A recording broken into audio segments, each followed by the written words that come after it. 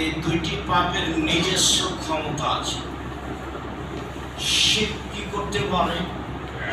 শিরক আল্লাহকে খাটো অপমান করতে পারে।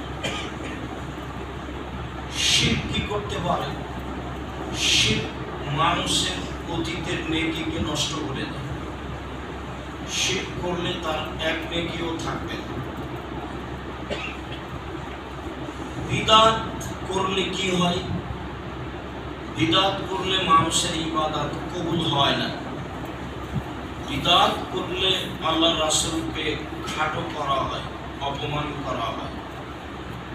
তার মানে ইবাদত রাসূলের পদ্ধতিতেই করতে হবে, মানুষের পদ্ধতিতে ইবাদত চলবে না।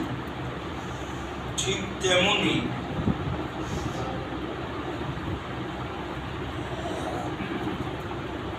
আল্লাহর সাথে যেন ইবাদতে কর্মে শিরক না হয়, সে ব্যাপারে সাবধান থাকতে হবে। পিতা মারা গেছে, তার নামে খাওয়ার ব্যবস্থা করতে হবে। যদি নির্ধারিত দিনে করি তাহলে সেটা শিরক হবে, আর যদি অনির্ধারিত দিনে করি তাহলে সেটা বিদআত হবে। কেন? মানুষ মারা গেলে তার নামে খাওয়ার ব্যবস্থা করে সে ব্যক্তির উপকার করা যাবে, এই কথা রাসূল সাল্লাল্লাহু আলাইহি ওয়াসাল্লাম বলেন।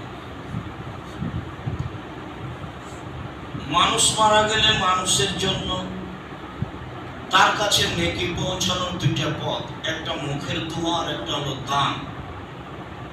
দানের সবচেয়ে উত্তম পথ হলো পানির ব্যবস্থা করে দেওয়া, এরকম বেসরকারি কওমি প্রতিষ্ঠানে অথবা অসহায় পরিবারে। তারপরে